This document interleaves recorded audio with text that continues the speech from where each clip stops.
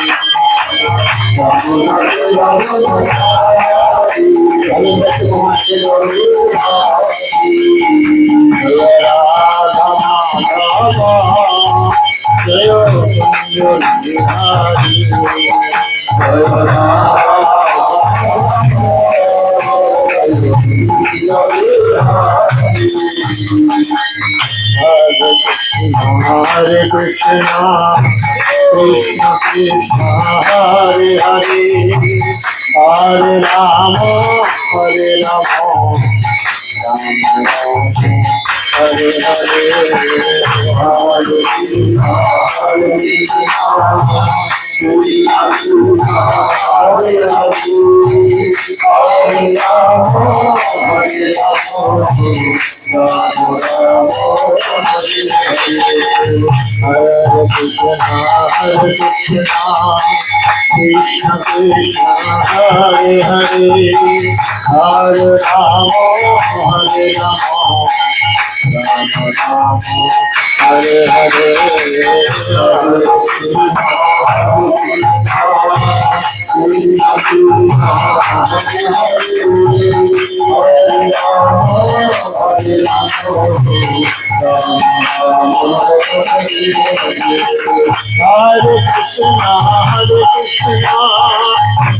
Krishna Krishna, Hare Rama, Hare Rama, Rama Rama, Hare Hare, Hare Krishna,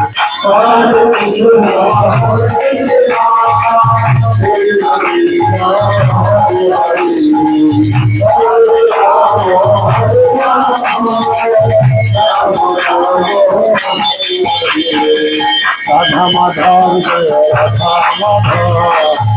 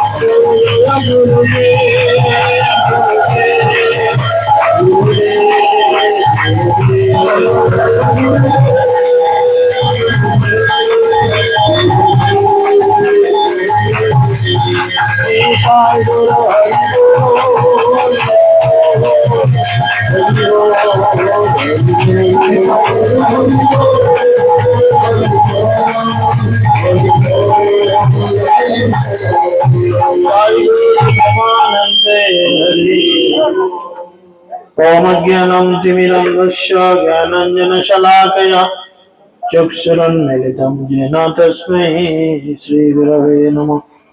नमायं विष्णुपादाय कृष्णपृष्ठाय भूतले श्रीमते जयपताका स्वामिनिति नामिने नमाचार्यपादाय निताय कृपा प्रदायिने गौरकथा धामदाय नगर ग्राम तारिणे नमयं विष्णुपादाय कृष्णपृष्ठाय भूतले श्रीमते भक्तिवेदांत स्वामिनिति नामिने नमस्ते सरस्वती देवे गौरवाणी प्रचारिणे निर्विशेष शून्यवादे पश्चात्देशतारिणे जय श्री कृष्ण चैतन्य प्रभु नित्यानंद श्री अद्वैत गदाधर शिवासदि गौरभक्तवृंद। हरे कृष्णा कृष्णा कृष्णा हरे हरे, हरे राम राम राम हरे हरे। ओम नमो भगवते वासुदेवाय। ओम नमो भगवते वासुदेवाय। ओम नमो भगवते वासुदेवाय। नारायणं नमस्कृत्यं नरं चैव नरोत्तमं देवीं सरस्वतीं व्यासं ततो जयो मुदीरये। मोक्षं करति वाचलं गंगं लंघयते गिरिं यत्कृपातमहं वन्दे श्रीगुरुं दिनतारिणं परमानंद माधवं श्रीचैतन्येश्वरं। श्रीचैतन्यमन अविच्चं स्थापितं जनभूतले स्वयं रूपदामह्यं ददाति शपदान्तिकं। नष्टप्रायश भद्रेषु नित्यं भगवतु श्रीभया भगवते उत्तम श्लोके भक्तिर्भवति निष्ठिकी। जय श्री कृष्ण चैतन्य प्रभु नित्यानंद श्री अद्वैत गदाधर शिवासदि गौरभक्तवृंद। हरे कृष्णा कृष्णा कृष्णा हरे हरे, हरे राम राम राम हरे हरे। हरे कृष्ण। সকলকে আন্তর্জাতিক কৃষ্ণ ভবনামৃত সংঘ তথা ইসকন নামটের পক্ষ থেকে প্রীতি শুভেচ্ছা এবং অভিনন্দন। সকলে কৃপা করে আমার পরে পরে বলুন হরে কৃষ্ণ কৃষ্ণ কৃষ্ণ হরে হরে, হরে রাম রাম রাম হরে হরে। আপনারা সকলেই জানেন প্রতিটা যুগের একটি করে ধর্ম রয়েছে। তো এই কলিযুগের ধর্ম হচ্ছে নাম সংকীর্তন। কি নাম সংকীর্তন? না, ভগবানের দিব্য নাম হরে কৃষ্ণ মহামন্ত্র, যেটি আমরা এখন সমবেত ভাবে কীর্তন করলাম। কলিযুগের একমাত্র ধর্ম হচ্ছে তাই নাম সংকীর্তন। তো এই নাম সংকীর্তন ছাড়া কলিযুগে কোনো জীব উদ্ধার পেতে পারে না। তো সেই জন্য মহাপ্রভু এই কলিহত জীবদের উদ্ধার করার জন্য তিনি মনে মনে একটি প্ল্যান করলেন যে কিভাবে কলিহতের জীবকে উদ্ধার করা যায়। আর যখন কোনো পরিকল্পনা কাউকে নিয়ে করা হয় তখন সেই পরিকল্পনাগুলো কেবলমাত্র একজনকে নিয়ে হয় না। যখন কোনো একটা বৃহৎ কিছু করার চিন্তা ভাবনা হয় তখন দু একজনের সঙ্গে আলোচনা করে করা হয়। তো ঠিক তদ্রূপ মহাপ্রভু যখন কলিযুগের এই সমস্ত মানুষকে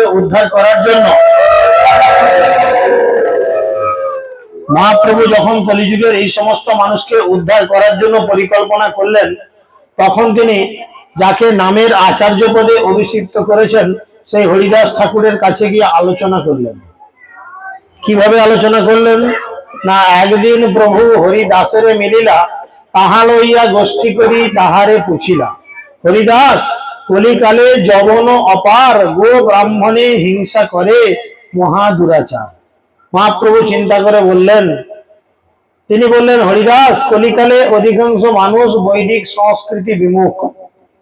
বেশিরভাগ মানুষই শাস্ত্র কথা শোনে না, শাস্ত্র অনুযায়ী জীবনযাপন করে না। গাভী এবং ব্রাহ্মণের প্রতি হিংসা করাই হচ্ছে তাদের স্বভাব, তাই তারা অত্যন্ত দুরাচারী। মহাপ্রভু পর্যন্ত এই বিষয়ে কনফিউজ ছিলেন। এই যুগের মানুষ গাভীদের প্রতি হিংসা পরায়ণ। দেখুন, লক্ষ্য করে বাড়িতে আমরা গাভী পুষি কতক্ষণ? যতক্ষণ সেই গাভীটি দুধ দেয়। কার কার বাড়িতে গাভী আছে একটু হাত তোলেন। আচ্ছা, তো অনেকের বাড়িতে আছে। চিন্তা করেন খুব ভালোভাবে, আমি আপনাদের অপমান করার জন্য বলছি না, জাস্ট রিয়েলাইজেশন করুন, উপলব্ধি করুন সত্যি কি তাই নয়। কতক্ষণ আপনি গাভীটাকে যত্নরক্ষী করেন? যতক্ষণ গাভীটা দুধ দেয়। দুধ দেওয়া বন্ধ করলে গাভীটাকে আর আপনি বাড়িতে রেখে খাওয়ান পরান চিন্তা করেন? বলেন তো, চিন্তা করি আমরা? তখন কার হাতে তুলে দিই? কসাইয়ের হাতে তুলে দিই, যে নিয়ে গিয়ে মায়াপুর হাটে তাকে বিক্রি করে কেটে কুচিয়ে খাবে। তাহলে আমরা গাভী বা ব্রাহ্মণের প্রতি কি বন্ধুত্বপূর্ণ মানসিকতা নিয়ে চলছি? ভগবানের এক নাম গোবিন্দ। গোবিন্দ কথার অর্থ ইন্দ্রিয় এবং গোবৎস গোমাতাদের আনন্দ প্রদান করেন, তাই তার নাম গোবিন্দ। তাহলে আমরা গোমাতা এবং গোবৎসদের প্রতি ব্যবসামূলক আচরণ করছি, ব্যবসামূলক চিন্তা ভাবনা নিচ্ছি। তাই মহাপ্রভু মনে মনে শঙ্কা প্রকাশ করছেন। আর ব্রাহ্মণদের প্রতি হিংসা মানে, এখন দেখুন ব্রাহ্মণ মানে ব্রাহ্মণের বাড়িতেই যিনি জন্মেছেন তিনি ব্রাহ্মণ শুধু নন, যিনি ব্রাহ্মণোচিত গুণাবলী অর্জন করেছেন তিনি ব্রাহ্মণ। ডাক্তারের ছেলেই ডাক্তার হয় না, যিনি ডাক্তারের যোগ্যতা অর্জন করে তিনিই ডাক্তার। কুলিমুচি সাঁওতাল হতে পারে ডাক্তার, হতে পারে না, না ডাক্তারের ছেলেই শুধু ডাক্তার হবে। সেরকম এইটা একটা পদ, এর জন্য এই যোগ্যতা অর্জন করতে হয়। তাই ব্রাহ্মণ মানে যারা ভগবানকে নিয়ে চলে, মানুষ তাদের প্রতি বেশি হিংসাপরায়ণ মনোভাব নিয়ে চলে। আপনি চিন্তা করে দেখেন, আজকের ক্লাস অনেকের ভালো লাগবে, অনেকে আবার বগলে হাত দিয়ে দাঁড়িয়ে বলবে বেশি লেকচার, এর থেকে চল দেখি দিদি নাম্বার 1 দেখি, জি সিনেমা জি মুভি চালিয়ে দিয়ে টিভি সিরিয়াল দেখি, বা মোবাইলে একটু ফেসবুক হোয়াটসঅ্যাপ চ্যাট করি। এ শুনে কি হবে? এসব লোকেরা এরকম লেকচার মারে, ওদের কথা বলতে হবে না, এক্ষুনি ঘরে যাই ডিম ভেজে ভাত খাবো। মানসিকতা লোকের এরকম আসে আমাদের সম্পর্কে। ওই জন্য মহাপ্রভু বলছেন গাভী এবং ব্রাহ্মণদের প্রতি এই যুগের মানুষ অত্যন্ত দুরাচারী, তাদের চিন্তা ভাবনা এরকম, ঈশবার কোন মতে হইবে নিস্তার। যিনি বৈষ্ণব হন, যিনি প্রকৃত বৈষ্ণব হন, তিনি প্রতিটা লোকের কি করে মঙ্গল হবে সেই চিন্তা করেন, কি করে নিজের মঙ্গল হবে এই চিন্তা করেন না। মহাপ্রভু তিনি শিক্ষা দিয়েছেন কিরূপ আচরণ আমাদের করা উচিত, তাই তিনি এসে চিন্তা করছেন ঈশবার কোন মতে হইবে নিস্তার, তাহার হেতু না দেখিয়ে এ দুঃখ অপার। এই সমস্ত লোকেদের যারা গাভী এবং ব্রাহ্মণদের প্রতি হিংসা পরায়ণ, এদের কি করে উদ্ধার হবে? আমি তো কোনো রাস্তা খুঁজে পাচ্ছি না, তাই আমি নিজের মনে মনে গভীর দুঃখ অনুভব করি। মানুষের উচিত, এই দুর্লভ মানব দেহ পেয়েছে এবং ভারতবর্ষের মতো পবিত্র ভূমিতে জন্মগ্রহণ করেছে। মহাপ্রভু বলছেন চৈতন্য চরিতামৃত আদি 9ম অধ্যায়ের 41 নম্বর শ্লোকে, তিনি বলছেন ভারত ভূমিতে হইল মনুষ্য জন্ম, যার জন্ম সার্থক করি কর পর উপকার। এই ভারতবর্ষের মতো পবিত্র ভূমিতে আমি জন্মেছি, আর এখানে আমাদের উচিত কি? মানুষের উপকার করা। উপকার কিভাবে হবে? উপকার কিভাবে হবে? বন্যায় এলাকা ভেসে গেছে, 2টো তিরপল, 1 কিলো চিড়ে, একটু মুড়ি, 2 কিলো চাল, প্রতি মাসে 500 কি 1000 টাকা করে আপনার অ্যাকাউন্টে ঢুকিয়ে দিলে প্রকৃত উপকার। কি মনে হয় জীবের প্রকৃত উপকার কখন হয়? একটা মাছকে জল থেকে তোলা হয়েছে, মাছটা আনন্দে লাফায় না দুঃখে লাফায়? জানেন না? তাহলে আপনারা পাড়ে আছেন, আপনাদের জলে ডুবিয়ে একবার দেখি কেমন লাগে। কে কে জানেন না হাত তুলেন, পাশে পুকুর আছে আমার সঙ্গে চলেন। বল প্রভু যাবো না, বলবো না, আমাদের অবস্থা হয়েছে এমন। কারণ আমাদের না আছে কোনো চেতনা, না আছে কোনো কিছু। আমরা শুধু খাই দাই, থাকি পড়ি হেরা চিন্তাহীন, না ভাবি এ দেহ ছাড়িব কোনোদিন। খাবো দাবো সান্ডা পান্ডা হবো, প্রকৃত চেতনা নিজেদের মধ্যে আনবো না, তাই না? একটা মাছকে জল থেকে তুললে মাছটা অক্সিজেনের অভাবে বা জলের অভাবে ছটফট করে, তাকে যদি 2টো বড় রসগোল্লা দেয়া হয়, তার লাফানি থামবে? এসি গাড়ি করে যদি তাকে গোটা আরামবাগ শহর ঘোরানো হয়, তার কষ্ট কম হবে? তাকে যদি বলা হয় 2টো মহিলা মাছের সঙ্গে বিয়ে দিচ্ছি, একটা ছেড়ে 3টে বউ করে দিচ্ছি, তোমার আনন্দ হবে? হবে না। সে বলবে আমার কিছু চাই না, আমাকে জলে ছেড়ে দাও, আমি শান্তিতে থাকবো। সেরকম আমরা কলিহত জীব, আমরা ভগবানের থেকে আলাদা হওয়ার ফলে আমাদের এই দুঃখ যন্ত্রণা আরম্ভ হয়েছে। তাই মহাপ্রভু চিন্তা করছে আমাদের এই দুঃখের শেষ, দুঃখের নিবৃত্তিকরণ কি করে করা যায়। তখন হরিদাস, যিনি নামের আচার্য, মুসলমান কুলোদ্ভূত হরিদাস ঠাকুর বলছেন, হরিদাস কহে প্রভু চিন্তা না করিহ, যমনের সংসার দেখি দুঃখ না ভাবিও। হরিদাস ঠাকুর উত্তর দিলেন, বললেন প্রভু তুমি দুশ্চিন্তা করো না, এই জগৎ যবনে ভরে গেছে দেখে তুমি অযথা দুঃখ পেও না। যবন সকলের মুক্তি হবে না আসে। কি করে অনায়াসে হবে? দেখবেন মুসলমানদের কাছে গিয়ে যদি বলেন শুকরের মাংস খাবি, মুসলমানরা কি বলবে? কারো মুসলমান বন্ধু আছে? আছে কারো বন্ধু আছে? এখন সবাই আজকে বৈষ্ণব, আজ সবাই বৈষ্ণব হয়ে গেছে। ও জিনিস দেখবেন মুসলমানদের কাছে গিয়ে যদি বলে শুকরের মাংস খাবে, মুসলমান কানে হাত দিয়ে বলো হারাম হারাম হারাম, তাই না? হরিদাস ঠাকুর বলছেন যবন সকলের গালাগালি দিতে দিতে উদ্ধার হবে। এখন হারাম একটা নোংরা কথা, বা বাজে কথা, তাই না? কিন্তু এই যে কথাটার মধ্যে আছে হয় আকার হার, হয় আকার ম রাম, হারাম, এই রাম কথাটা যে উচ্চারণ হচ্ছে, এই রাম হচ্ছে ভগবানের এক প্রকাশ। হরিদাস ঠাকুর বলছেন হারাম হারাম বলি করে নামাভাস, মুক্তি 3 রকম হয়। কি কি? ক্লাসে কি মুখ দেখতে যাও? মুক্তি 3 রকম হয়। কি কি? এটা হচ্ছে নামাভাস, না জেনেই করে ফেললো, সে গালিগালাজ দিল, তাই না? শুকরের মাংস বলতে কানে হাত চাপা দিয়ে হারাম হারাম করলো। এই যে হারাম, রাম, রাম কথার উচ্চারণের ফলে তাদের মুক্তি হবে। মহাপ্রেমে ভক্ত কহে হারাম হারাম, যমনের ভাগ্য দেখো লহে সেই নাম। হরিদাস ঠাকুর বলছেন যমন কুলের ভাগ্য দেখো, যে ভগবানের দিব্য নাম না জেনে গ্রহণ করে, তাতেও ভগবান এত দয়াময়, ভগবান তাদের কৃপা করে উদ্ধার করে। আহা, তাদের কি পরম সৌভাগ্য। যদ্যপি অন্য সংকেত অন্য হয় নামাভাস, তথাপি নামের তেজ না হয় বিনাশ। নামাচার্য শ্রী হরিদাস ঠাকুর বললেন ভগবানকে সম্বোধন না করে যিনি অন্য কিছুকে সংকেত করে ভগবানের দিব্য নাম উচ্চারণ করেন, তাতে নামাভাস হয়। যেমন কে করেছিল? অজামিল করেছিল। তিনি না জেনে তার ছেলের নাম নারায়ণ রেখেছিলেন, এবং যখন যমদূতেরা এসে উপস্থিত হয়েছিলেন, তিনি অজান্তে তার সন্তানের নাম ধরে উচ্চারণ করেছিলেন। যেই নাম ধরে উচ্চারণ করার ফলে তিনি যম যাতনা থেকে মুক্ত পেয়েছিলেন।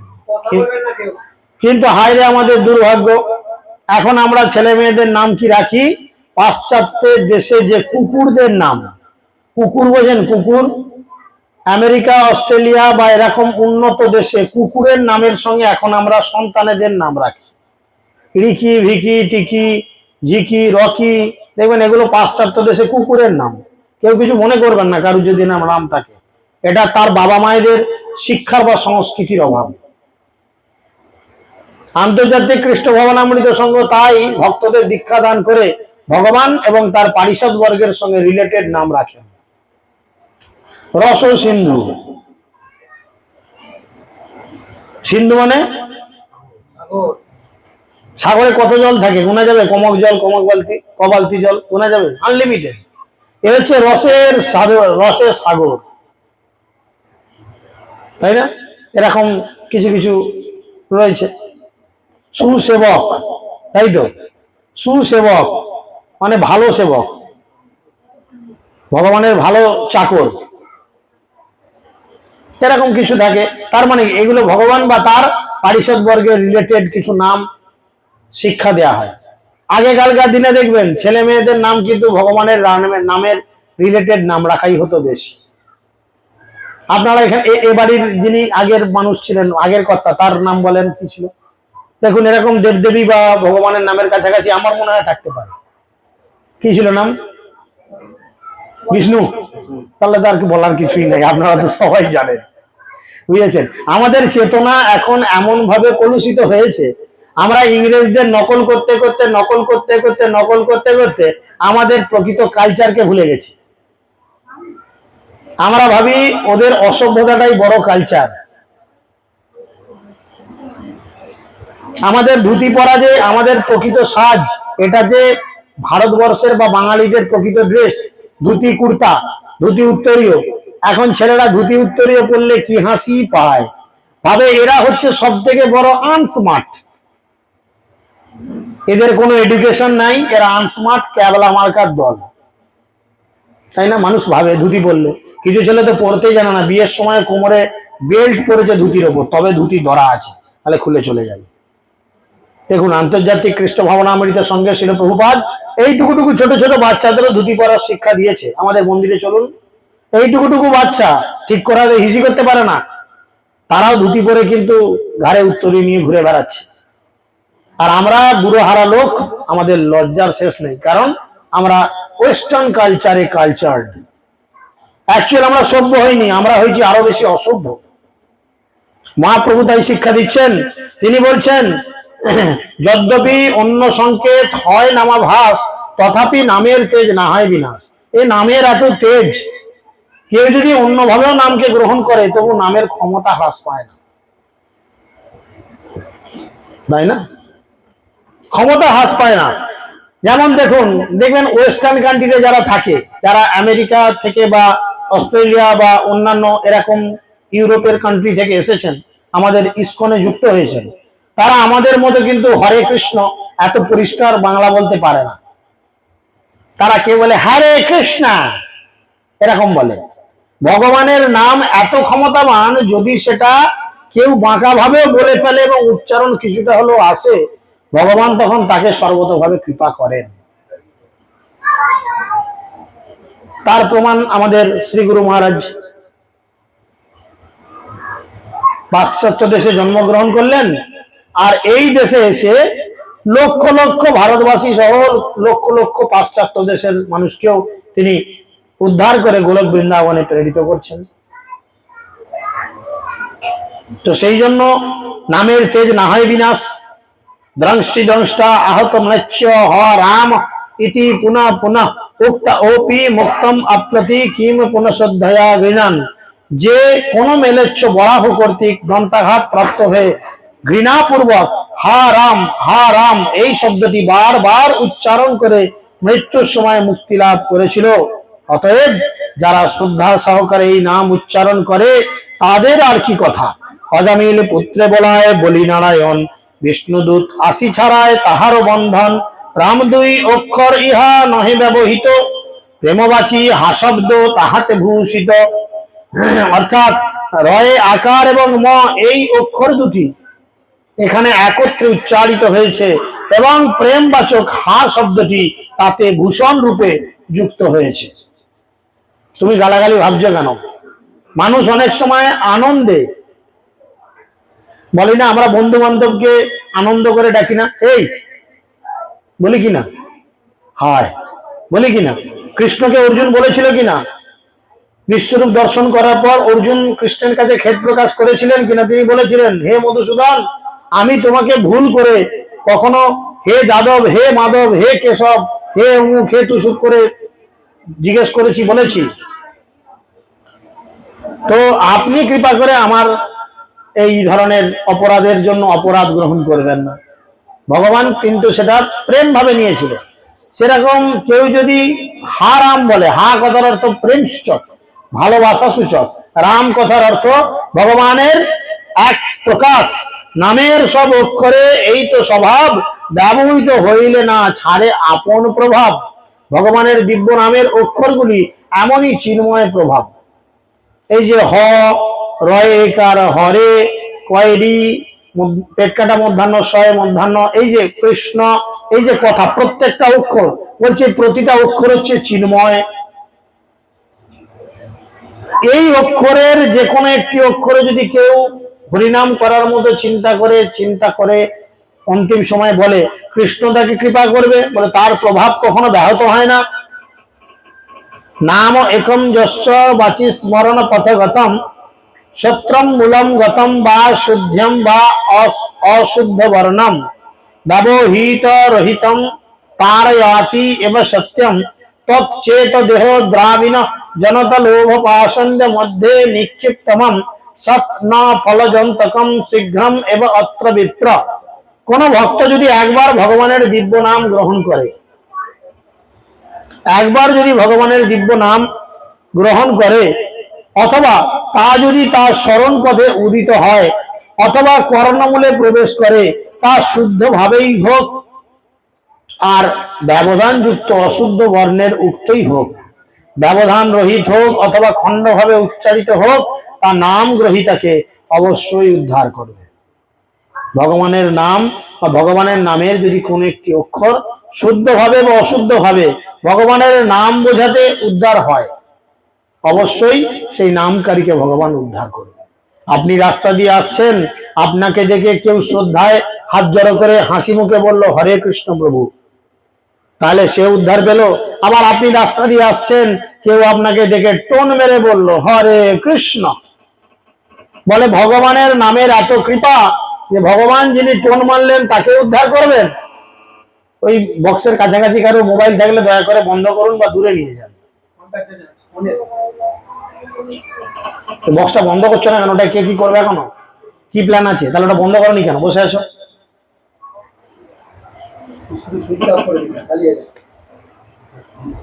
তো সেই জন্য ভগবান কি করছেন, তার নাম যদি কেউ এইভাবে একবার গ্রহণ করে ভগবান তাকে কিন্তু কৃপা করে উদ্ধার করেন।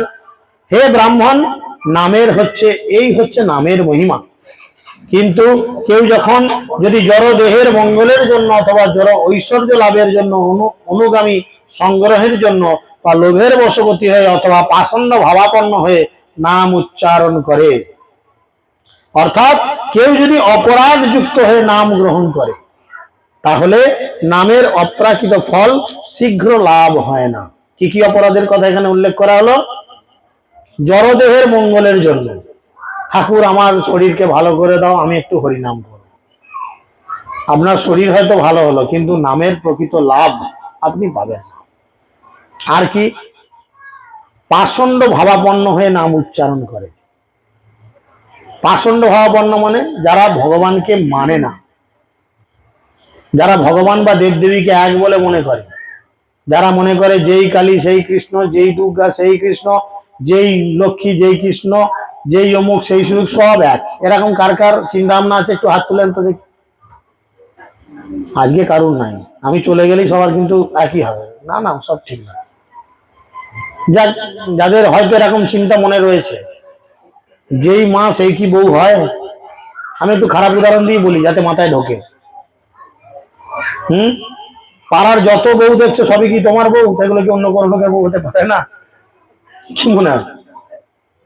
মার খাওয়ার ইচ্ছা আছে? তাহলে ভাবো যেগুলো পাড়ার সব মেয়েগুলো হচ্ছে আমার বউ, আর চাটি করে গত গুণ করে দিয়ে যাবে সবাই। সেরকম যেই ভগবান সেই কিন্তু দুর্গা নয়, যেই ভগবান সেই কিন্তু কালী নয়। ভগবান বলছে মামই বংশ জীব লোক জীবভূত সনাতন, আমি হচ্ছি প্রত্যেকের ক্ষুদ্র, প্রত্যেকের ভেতরে থাকা ক্ষুদ্রাতি ক্ষুদ্র অংশ। যেমন দুধের অংশ হচ্ছে ছানা, কিন্তু ছানাকে দুধে পরিণত করা যায় না। যায়? ঘি তৈরি হয় দুধ থেকেই, কিন্তু ঘিকে কোনোভাবে দুধে পরিণত করা যাবে? পারবেন কেউ ঘিকে দুধে পরিণত করতে? হবে না। সেরকম আমরা সকলেই ভগবানের অংশ, কিন্তু আমরা কেউ ভগবান নই। আমরা সবাই ভগবান থেকে সৃষ্ট, কিন্তু আমরা কেউ ভগবান নই। ভগবানের মতো ক্ষুদ্রাতি ক্ষুদ্র গুণাবলী আমাদের মধ্যে বর্তমান রয়েছে, কিন্তু আমরা কেউ ভগবান নই। এই চিন্তা ভাবনা আমাদের মাথায় আগে থাকা দরকার। আর কি? অনুগামী সংগ্রহের জন্য, অর্থাৎ টাকা পয়সা নিয়ে ভগবানের নাম কীর্তন করা। অনেক এরকম টিম আছে, সকাল সন্ধ্যে আমরা হরিনাম করা বাবু, আমাদের এত হাজার টাকা চাই, তার সঙ্গে 500 বিড়ি আর মুড়ি। চা বলতে হয় সেটা এমনি দেবে, লোকের ঘরে চা বলতে হয় নাকি? কতজন আমাদের অফার করে। হ্যাঁ, লোভের বশবর্তী হয়ে অথবা এরকম পাষণ্ড ভাবাপন্ন হয়ে নাম উচ্চারণ করে, অর্থাৎ এই ধরনের অপরাধ যুক্ত হয়ে যদি নাম গ্রহণ করে তাহলে সে প্রকৃত নামের ফল শীঘ্র লাভ করে না। শীঘ্র লাভ করে না, ধীরে ধীরে পরবর্তীকালে লাভ করে। কারণ অপরাধ করতে করতে, ভুল করতে করতে করতে করতে করতে করতে একদিন সে সঠিকটা শেখে। একটা ছোট ছেলে যেমন অ আ ক খ লিখতে লিখতে, প্রতিদিন লিখতে লিখতে তবে সে সঠিকটা লেখাটা একদিন শেখে, প্র্যাকটিস করতে করতে, সেরাম এরা কিন্তু ভুল করতে করতে সঠিকটা একদিন শেখে। তাই নিষ্ঠা সহকারে অপরাধ বর্জন করে ভগবানের দিব্য নাম গ্রহণ করা উচিত। নামাভাস হইতে হয় সর্বপাপ ক্ষয়, অর্থাৎ কেউ যদি, নামাচার্য হরিদাস ঠাকুর বলছেন, অপরাধ রহিত হয়ে কেউ যদি অশুদ্ধ ভাবেও নাম উচ্চারণ করে তাহলেও তার সমস্ত পাপ দূরীভূত হয়ে যায়। কেউ যদি নামের কি লাভ, নাম করলে কি আমাদের লাভ হয়, নাম করলে আমাদের কি উদ্ধার হয়, কি গতি হয়, সেটা যদি কেউ না বুঝেও ভগবানের দিব্য নাম করে, হরিদাস ঠাকুর বলছেন, তাহলেও তার মুক্তি হয়। মৃত্যুর পরে তার বিচার হয়, মৃত্যুর পরে তার বিচার হয়। ধরুন এ বাড়ির যিনি এই মুহূর্তে মালিক হয়ে রয়েছেন, তিনি দেহত্যাগ করলেন, আর সারা জীবন বহু অপরাধের জন্য তার নরকগতি হল। নরকে গিয়ে যমরাজ বিচার করবেন, চিত্রগুপ্ত বিচিত্রগুপ্তকে ঘাটা খুলিয়ে বলবে, দেখো তো ওর ভালো খারাপ কি কাজ আছে। বলে, ভালো কাজ তো কিছুই নেই, যা ছিল হাঁস মুরগি মেরেছে আর খেয়েছে, ভুল কাজ করেছে, এই করেছে তাই করেছে, হানা করেছে। তবে হ্যাঁ, একদিন বিরক্ত হয়ে ঘরে বইয়ের সঙ্গে তর্কাতর্কি করে কিছু ইস্কন ভক্তদের ডেকে নিয়ে এসে বা বৈষ্ণবদের ডেকে নিয়ে এসে বাড়িতে ঘুগনি মুড়ি করে খাইয়েছিল আর ভগবানের কথার উপস্থাপন করেছিল। ওরা ঠিক আছে, ওর অনন্ত কোটি পাপ ফলের জায়গাটাকে ভর্তি করে দাও, দিয়ে ওকে আবার নতুন করে ভক্ত গৃহে জন্ম দাও। কি লাভ হলো বোঝা গেল? ওই জন্যই বলে কি, অনেক সৌভাগ্যের ফলে বৈষ্ণব আসিয়া মিলে। জীবনে আপনার বাড়িতে হিরো হিরোইন, নেতা নেত্রী, দাদা দিদি আসতেই পারে, আসতেই পারে। আজকে আপনার বাড়িতে মমতা দিদি আসেনি, কালকে আপনি দেখা গেল আরামবাগ এলাকার এমপি এমএলএ হয়ে গেলেন, তো দিদি এখানে মিটিং করতে এসে আপনার সঙ্গে দেখা করতেই পারে, অসম্ভব কিছু না। কিন্তু জীবনে বাড়িতে বৈষ্ণব পাওয়া কিন্তু খুব সৌভাগ্যের বিষয়। অল্প ভাগ্য করলে কখনো বৈষ্ণবদের দর্শন বা বৈষ্ণবদের সান্নিধ্যে আসা যায় না। সেই জন্যই তিনি বলছেন, তম নির্জনম ভজ গুণ নিধে পাবনম পাবনম সদ্যা রাজ্যম মতি অতিরাতম উত্তম শ্লোক মৌলিকম তদ্যম অন্তকুহকে হস্ত যত নাম ভান আভাস ওপি ক্ষয় ওপি মহাপাতক ধাস্ত রাসিম। হে গুণনিধি, তুমি পরম পাবন উত্তম শ্লোক শিরভূষণ শ্রীকৃষ্ণকে সশ্রদ্ধ চিত্তে অতি শীঘ্র সরল ভাবে ভজনা করো। তাই আমাদের উচিত ভগবানের ভজনা খুব সরল ভাবে করা, গরল ভাবে নয়। হরিনাম করা বা হরি ভক্তি জীবন করা স্বাভাবিক জীবন যাপনে থাকা উচিত। একটা ছোট ছেলের যেমন মানসিকতা, সেই মানসিকতা নিয়ে হরি ভজন করা উচিত। কিন্তু আক্ষরিক অর্থে আমরা দেখেছি, গলায় তুলসী মালার মাথায় টিকি নিয়ে পান চিবোতে চিবোতে বিড়ি টান মারতে মারতে এমন শয়তানি করে যে লোকে এখন গলায় তুলসী মালা পরা লোক দেখলে খিস্তি পারে। আছে কিছু মানুষের আচরণ দেখে এরকম করে, কিছু করার নেই। কিন্তু তা বলে সবাই যে এক কাঠ গড়ার আসামি, সেটা ভাবাটা ভুল। সেই জন্য তিনি বলছেন, শীঘ্র ভাবে সরল ভাবে হরি ভজনা করো, কেননা তার নাম রূপ সূর্যের আভাসও অন্তঃকরণে উদিত হলে মহাপাতক রূপ অন্ধকার রাশিকে বিনষ্ট করে। যদি ভক্তের কৃপায় হৃদয়ের মধ্যে কখনো ভগবানের দিব্য নাম উচ্চারিত হয়, তাহলে আমাদের হৃদয়ের মধ্যে যে অন্ধকার ছেয়ে রয়েছে সেগুলো দূরীভূত হয়ে যায়। আমরা গুরু প্রণাম মন্ত্রে বলি, অজ্ঞানম তিমিরন্ধস্য জ্ঞানাঞ্জন শলাকয়া চক্ষুরুন্মিলিতম যেন তস্मै শ্রী গুরবে নমঃ। অজ্ঞানের অন্ধকার জগতে আমি প্রবিষ্ট হয়ে রয়েছি, হে গুরুদেব আপনি কৃপা যদি আমাকে করেন, তাহলে কি হবে? সেই জ্ঞান রূপ আলোক সূর্য উদ্ভাসিত হবে, আর অজ্ঞান রূপ অন্ধকার দূরীভূত হয়ে যাবে। এই যে বাইরেটা অন্ধকার, যদি একটা বড় লাইট জ্বেলে দেওয়া হয়, আর অন্ধকার থাকবে? সেরকম যার মধ্যে ভাগবত জ্ঞানের আলোক উদ্ভাসিত হয়েছে, তার মধ্যে অজ্ঞানতার অন্ধকার বা মায়ার অন্ধকার থাকে না। বলে, কৃষ্ণ সূর্য সম মায়া হয় অন্ধকার, যাহা নয় কৃষ্ণ তাহা মায়ার অধিকার। নাম হইতে হয় সংসারের ক্ষয়। ভালো নাম করলে কি হবে? ভগবানের দিব্য নামের স্বল্প আভাসও জীবের সমস্ত পাপ মোচন করতে সহায়ক। সামান্য ভগবান শ্রীকৃষ্ণ ভাগবত গীতায় 2য় অধ্যায়ে খুব সুন্দর করে বলছেন, স্বল্পস্য ধর্মস্য ত্রায়তে মহাত ভয়াত। অল্প একটু কাজও মহাভয় থেকে জীবকে রক্ষা করে। আমাদের জীবনের মহাভয় কি? মৃত্যু। জীবনের সব থেকে মহাভয় হচ্ছে মৃত্যু। ভগবানের ভক্তি করলে কি হবে? জীব ধীরে ধীরে মৃত্যু ভয়কেও জয় করতে পারবে।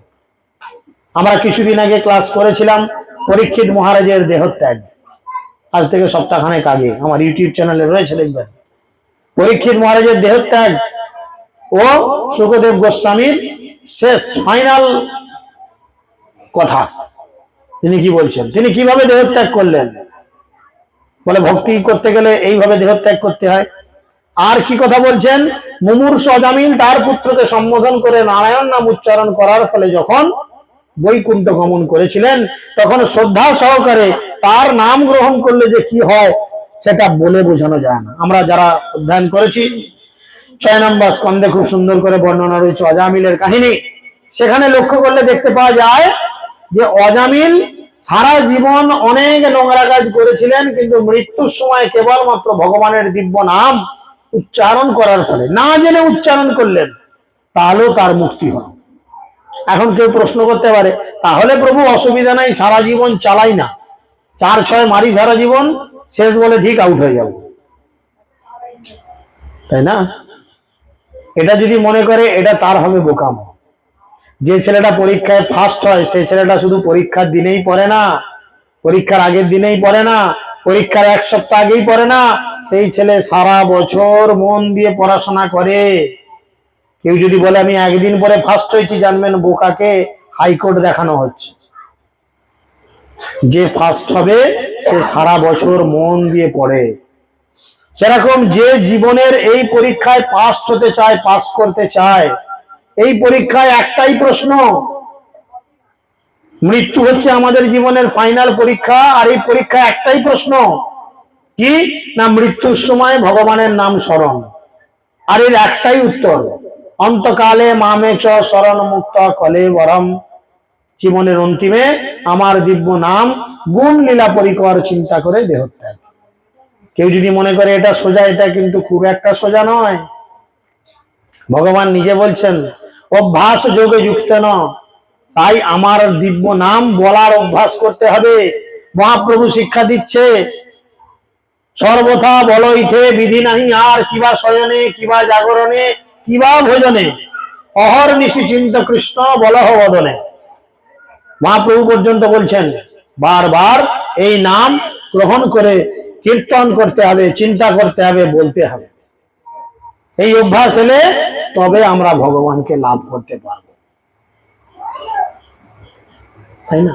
মানুষ ফোন নিয়ে কানে নিয়ে, দেখবেন এখন বলা অভ্যেস হয়ে গেছে হ্যালো, তাই না? আবৃদ্ধ বাল বনিতা সবাই কানে ফোন নিয়ে বলছে হ্যালো।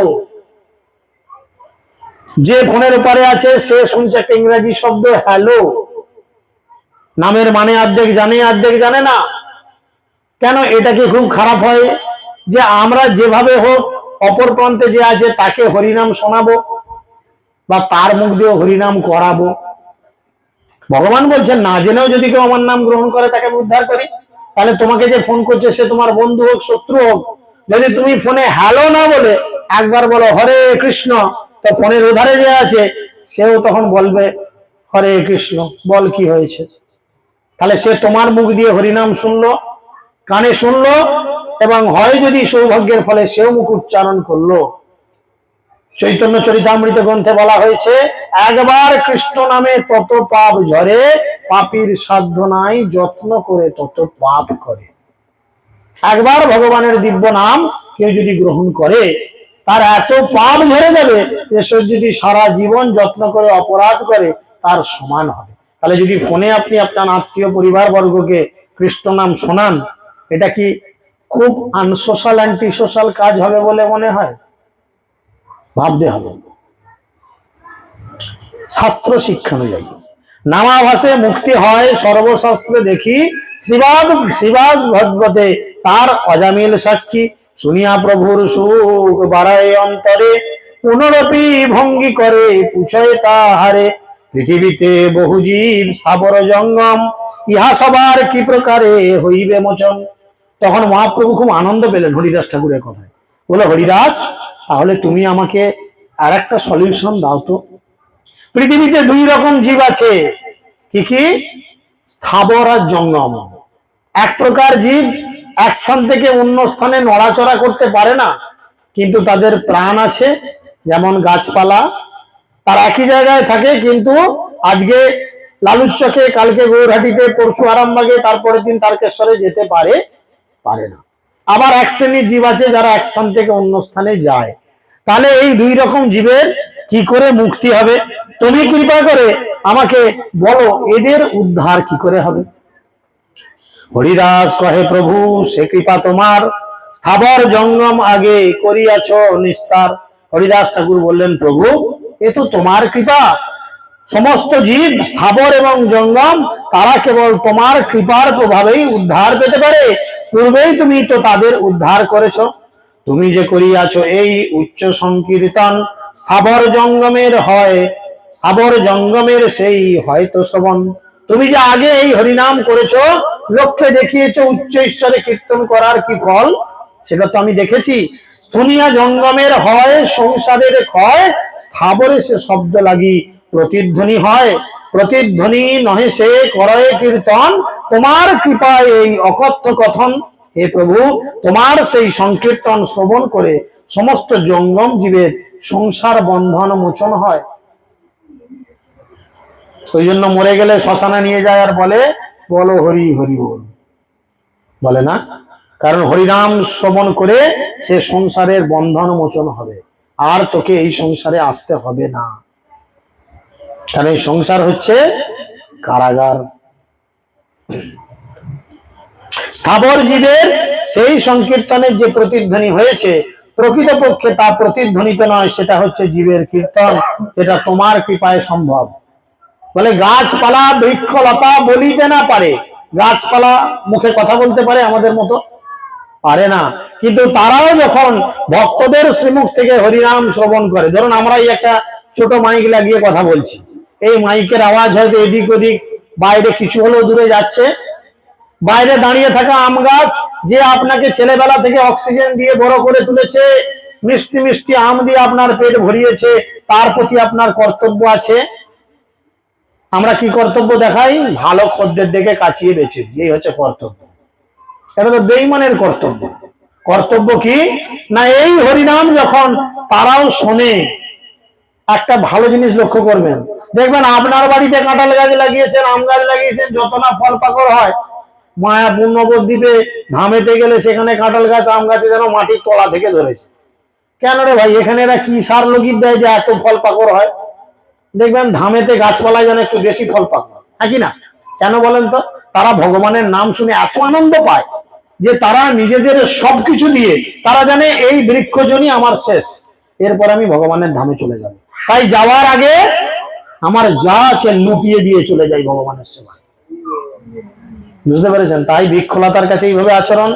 সকল জগতে হয় উচ্চ সংকীর্তন, শুনিয়া প্রেমে বাসে নাচে স্থাগর জঙ্গম। মহাপ্রভুর এই শিক্ষা দিয়েছেন। যখন তিনি কোডারমা জঙ্গলের মধ্যে দিয়ে হরিনাম সংকীর্তন করতে করতে যাচ্ছেন, গাছপালা পর্যন্ত কীর্তনের তালে নাচছে। বলে যে গাছে ফুল ফোটার দরকার নেই, সে গাছেও ফুল ফুটেছে, আর ফুলগুলো এমন ভাবে রাস্তায় পড়ে রয়েছে যেন তারা মহাপ্রভুকে সুস্বাগতম জানাচ্ছে। যে গাছে ফল হওয়ার এখন সময় নয়, সে গাছও ফলে ফুলে পূর্ণ হয়েছে। একটা একটা করে ফল খসে খসে মহাপ্রভুর চরণে পতিত হয়ে যেন তারা প্রণাম নিবেদন করছে। তারা জানে আমাদের জীবন সার্থক। তাই তারা সেইভাবে প্রকাশ করেছে। জয়সে কইলা ঝাড়িখণ্ডে বৃন্দাবন যাইতে, বলভদ্র ভট্টাচার্য কহিয়াছেন আমাতে, বাসুদেব জীব লাগি কইল নিবেদন, তবে অঙ্গীকার কইলা জীবেরও মোচন। তোমার ভক্ত বাসুদেব দত্ত যখন জীবের উদ্ধারের জন্য তোমার পাদ পদ্মে মিনতি নিবেদন করেছিলেন, তখন তুমি প্রতিজ্ঞা করেছিলে যে তুমি সমস্ত জীবেদের উদ্ধার করবে। জগৎ নিস্তারিতে এই তোমার অবতার, ভক্তভাব আগে তাহা হইল অঙ্গীকার। হে প্রভু, জগতের সমস্ত অধপতিত জীবেদের উদ্ধার করার জন্য তুমি অবতীর্ণ হয়েছ। তাই তুমি ভক্ত ভাব অবলম্বন করেছো।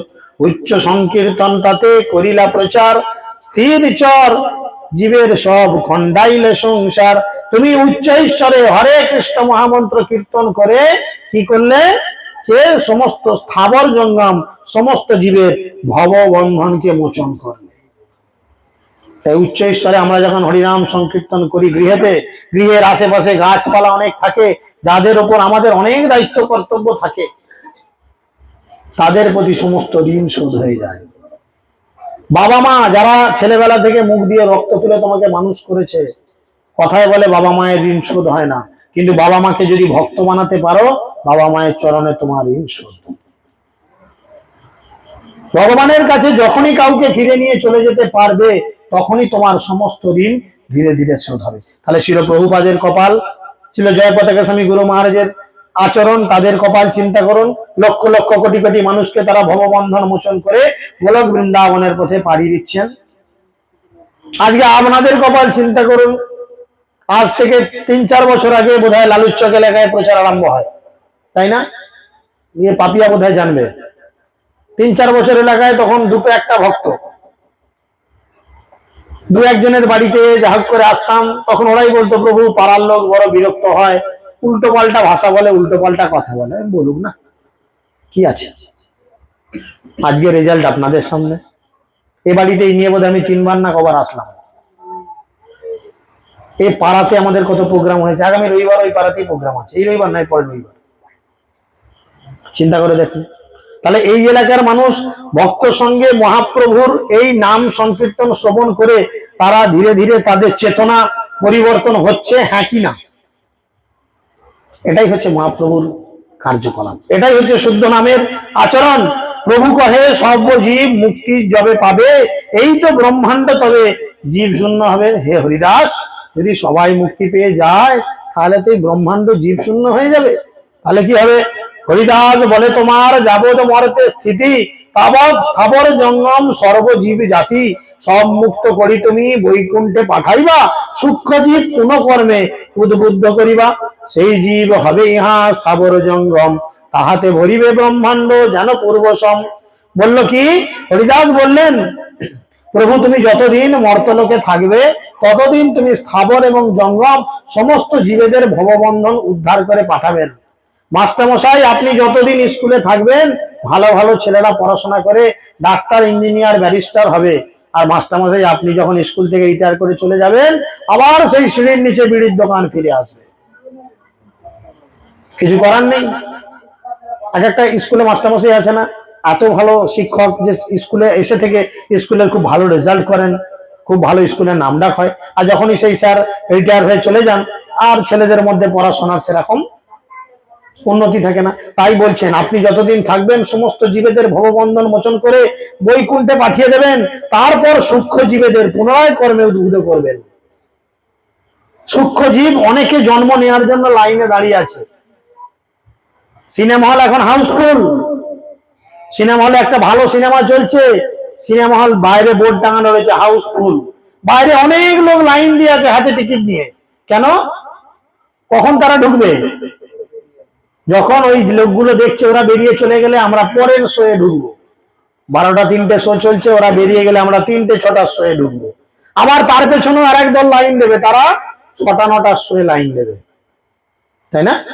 ঠিক সেরকম এই জড়জগতে মনুষ্যজন্ম পাওয়ার জন্য লাইন ধরে অনেক সূক্ষ্ম জীব, দেহ নেই এরকম সূক্ষ্ম জীব ওয়েটিং লিস্টে আছে। ট্রেনের টিকিট যেমন ওয়েটিং লিস্টে থাকে, কনফার্ম হয় পরে, সেরকম ওয়েটিং লিস্টে লক্ষ কোটি অনন্ত কোটি জীব রয়েছে। তুমি একে একে উদ্ধার করে গোলক বৃন্দাবন নিয়ে যাবে, আর সেই ভ্যাকেন্সি জায়গাগুলোতে ওয়েটিং সিট গুলো কনফার্ম হয়ে তারা আবার মানব দেহ পাবে, আর ভগবানের দিব্য নাম হরে কৃষ্ণ কৃষ্ণ কৃষ্ণ হরে হরে, হরে রাম রাম রাম হরে হরে, এই মহামন্ত্র কীর্তন করে এই জগৎ থেকে উদ্ধার লাভ করবে। তাই কলিযুগের যুগ ধর্ম হয় নাম সংকীর্তন। তাই সকলের চরণ অনুরোধ, কৃপা করে এই ভগবানের দিব্য নাম হরে কৃষ্ণ মহামন্ত্র গ্রহণ করুন। কিভাবে? না অপরাধ শূন্য হয়ে। শাস্ত্রে বলে অপরাধ শূন্য হে লহ কৃষ্ণ নাম, কৃষ্ণ মাতা কৃষ্ণ পিতা কৃষ্ণ ধনপ্রাণ। তাই সকলকে হরিনাম করার জন্য অনুরোধ করছি। হরিনাম করতে গেলেই আপনাদের সবকিছু ছাড়ার প্রয়োজন নেই। অনেকের মনে আতঙ্ক আছে, ব্যাস ঘুরে ফিরে ঢেকি গর্ততেই পড়লো, এবার এক্ষুনি বলবে মাছ ছেড়ে দাও, মাংস ছেড়ে দাও, বিড়ি ছেড়ে দাও, মদ ছেড়ে দাও, সব খান। জপ করুন, জপ করতে করতে আপনি বুঝবেন যে কোনটা ঠিক কোনটা ভুল। একটা মাতালকে জোর করে মদ ছাড়ানো যায় না, একটা নেশাখোর ব্যক্তিকে জোর করে নেশা ছাড়ানো যায় না। কখন ছাড়ে? যখন সে বোঝে যে এটা আমার জন্য ক্ষতিকারক। কখন বুঝবেন? সে বোঝার জন্য হরিনাম, বোঝার জন্য ভক্ত সঙ্গ, বোঝার জন্য ভগবানের প্রসাদ, এগুলি গ্রহণ করুন, এর সঙ্গ করুন, যেমন চলছে চলুন। মাথায় রাখুন একদিন না একদিন ছাড়তে হবে। যত তাড়াতাড়ি এই বদভ্যাস ছাড়বেন তত তাড়াতাড়ি ভগবানের ধামে যাওয়ার জন্য আপনি যোগ্যতা লাভ করবেন। হরে কৃষ্ণ কৃষ্ণ কৃষ্ণ হরে হরে, হরে রাম রাম রাম হরে হরে। আজকে আলোচিত বিষয়ের উপর কোনো প্রশ্ন?